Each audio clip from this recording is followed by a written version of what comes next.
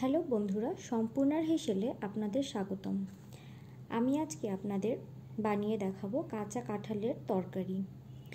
গরম গরম ভাতের সাথে এটি খেতে খুবই ভালো লাগে। কাঁচা কাঁঠালের তরকারি বানানোর জন্য আমি কাঁচা কাঁঠাল টুকরো করে কেটে বেছে ভালো করে ধুয়ে নিয়েছি। চুলায় কড়াই বসিয়ে দিয়ে দেব সরিষার তেল। তেল গরম হলে দিয়ে দেব টুকরো করে কেটে রাখা আলু, দিচ্ছি সামান্য লবণ আর হলুদ গুঁড়ো।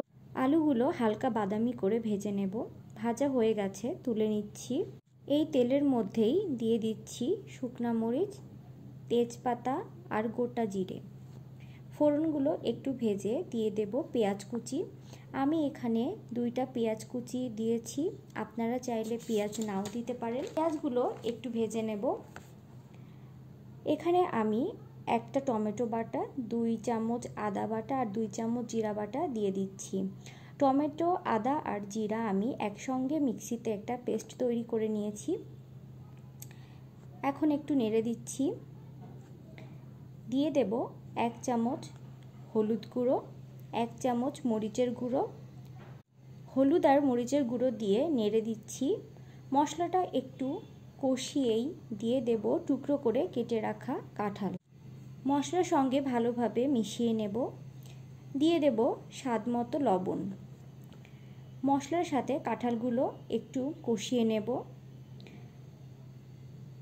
কিছুক্ষণ সময় নিয়ে এটাকে কষিয়ে নিতে হবে। এখন দিয়ে দিচ্ছি গরম জল আর দিয়ে দেব ভেজে রাখা আলু। এখন ঢাকনা দিয়ে এটাকে 15 মিনিট রান্না করে নেব। 15 মিনিট হয়ে গেছে, ঢাকনা তুলে দিচ্ছি। কাঁঠাল একদম সেদ্ধ হয়ে গেছে আর ঝোলটাও টেনে গেছে।